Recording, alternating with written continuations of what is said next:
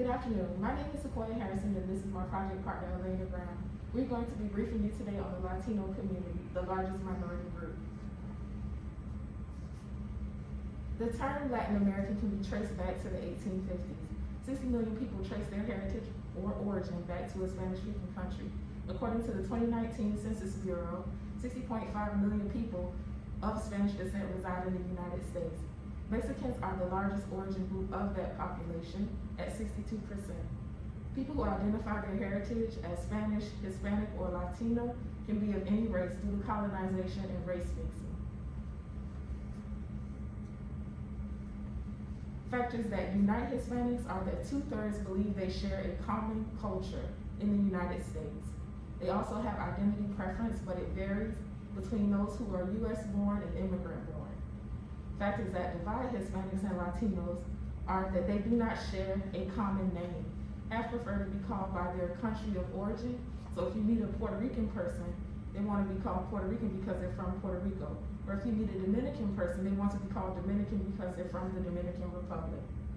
As far as their youth and what they prefer to be called, those ages 16 to 25, 20% prefer to be called by their pan-ethnic name. So if you call them Latino, Hispanic, or Latinx, they won't be offended. As far as their economics, there's been a rising poverty rate since 1977. 6.1 million Latino children live in poverty as opposed to Black and white children. Hispanic children are more likely to live in a household where both their parents are working as opposed to Black and white children. Hispanic households average less than 12 cents for every dollar in wealth. Hispanic households have fewer resources to fall back on should something negative happen to their family. They send remittances back home to their family, back in their countries of origin, so with the little money they do have, they share with their family back home.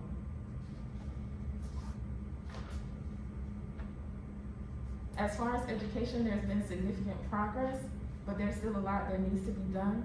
They're considered academically challenged in comparison to their white or Asian counterparts and peers. 49% of Hispanics are likely to have a high school diploma, as opposed to 47% of whites. 13% have a bachelor's degree, as opposed to 29% of whites. 88% believe that a college education is important to moving ahead in life, as opposed to 74% of the general population. And they are the largest majority group on college campuses at four-year institutions.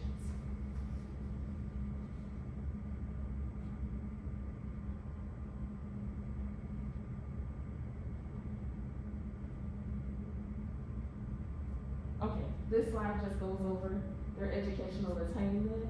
So you can see 18% or more have a bachelor's degree, 28% have less than a high school diploma, 31% have a high school diploma, and 23% have some college.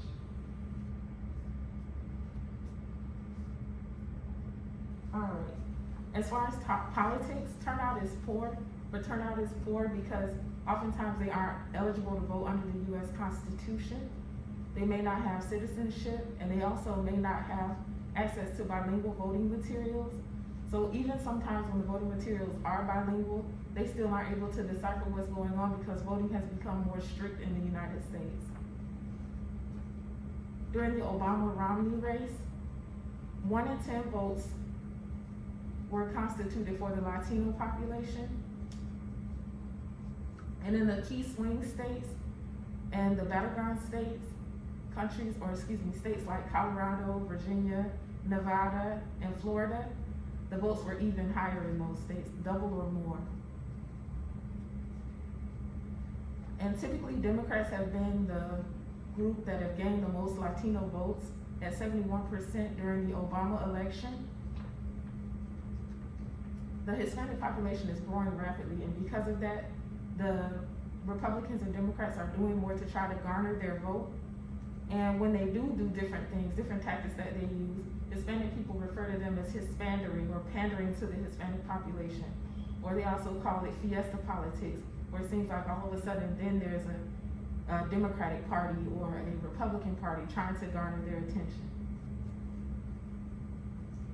And in 2013, as far as Hispanic votes, 6 in 10 were for the Democratic Party and 3 in 10 were for the Republican Party.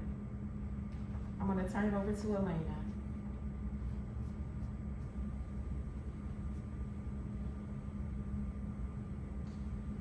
Okay, so with this side, we have the Hispanic voters and eligible voters. So this top line would be the Hispanics who are eligible to vote and live in the United States, but because maybe the ballot is not in a in their native language, such as Spanish, a lot of times they don't vote. And then you have those in red who are Hispanic voters. So how does religion contribute to the Hispanic community? Church is really important to the Hispanic community. Most have a preference for the Catholic religion, where in 2011, 6.2% were Catholic. Pope Francis, his selection in 2013, he is of Argentina descent, and when he became selected as Pope of the Roman Church, a lot of times the Hispanic community, they were happy. His representation over the church really brought forth a larger Catholic faith. In the following years, Hispanic account for a third of the Roman Catholics in the United States.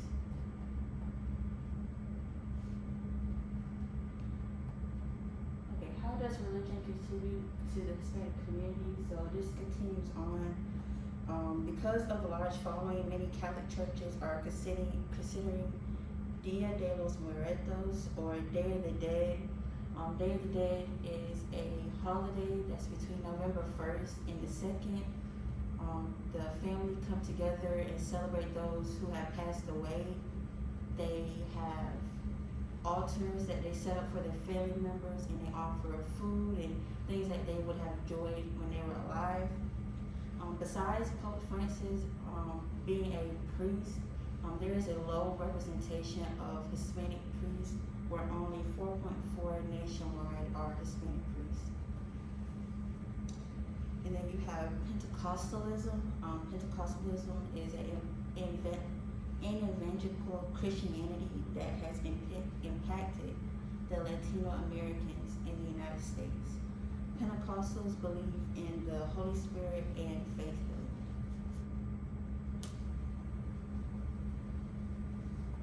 Outcomes of the Cuban migration.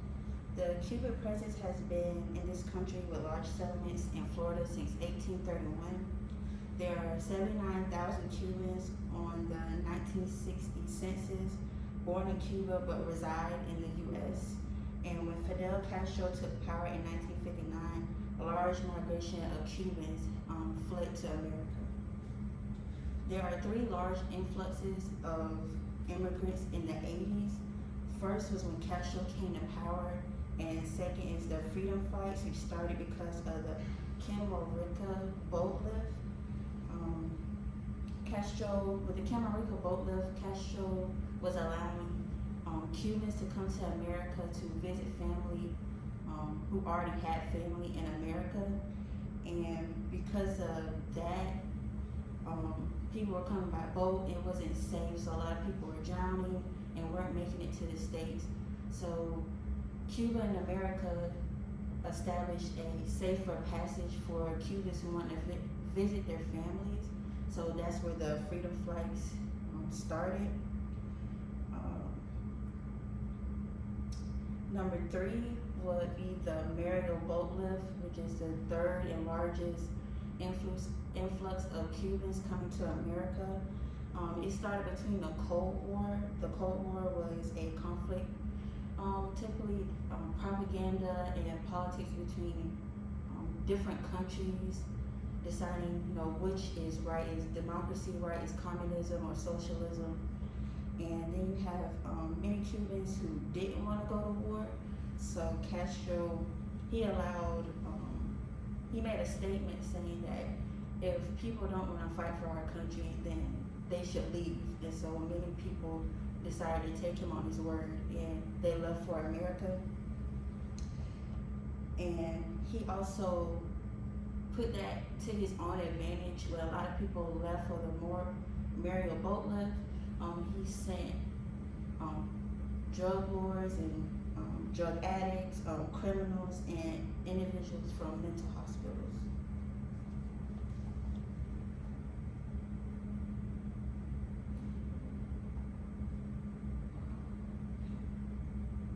So then you have the third influx of Cubans who came on the Mariel boat lift, and they are called the Marielitos, which means undesirables. And that also goes back to my last slide, where these people are undesirable because they are individuals that were mental hospital patients, they were drug addicts, and criminals. Many Cubans today are accepted into the Hispanic community. And then you have the dry foot and wet foot policy from 1994.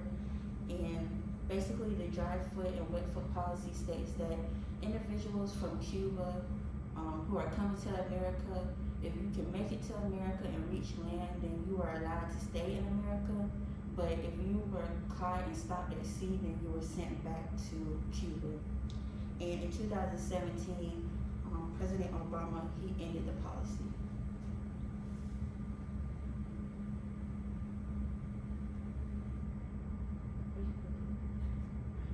So, how has Central and South America contributed to the diversity of Hispanic people in the United States?